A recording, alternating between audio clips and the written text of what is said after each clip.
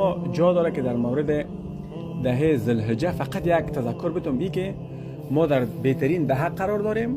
این دهه ذوالحجه یاد میشه و این دهه خیلی تاکیدات ما داریم در احادیث که پیامبر صلی الله علیه و سلم گفتن که دی شما این دهه اخیر روزه بگیرین، دعا بکنین، نیایش بکنین، صدقه بکنین، خیرات بکنین، خلاصه هر عمل نیکویی که انجام میدین.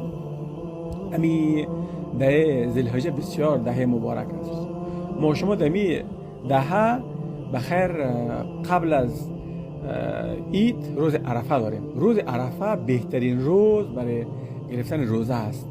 حتی پیامبر صلی الله علیه و سلم میفرمایند که ما ایتو یک زن یا گمان نیکو دارم که خداوند متعال به وسیله اینمی روزه عرفه یعنی خداوند متعال ثواب ها یعنی گناه های گذشته یک سال گذشته یک سال آینده رو ببخشه. یعنی قدر پاداش فراوان داره این روزه گرفتن در روز عرفه که یک روز قبل است عید قربان است. امیدوار هستم که ما هم ان شاء الله از این اعلی کمر بسته بکنیم که بخیر در روز عرفه حتما روزه میگیریم. یک روز روزه گرفتن کجای ما رو کم میکنه. و غیر از او دمی دهه که فعلا ما قرار داریم روزهای روزه، شبهای تهجد است. خلاصه هر عمل نیکتان ضریبش بسیار بالا میره اگر شما استفاده میکرده باشین از این دهه و محرم بوده باشین.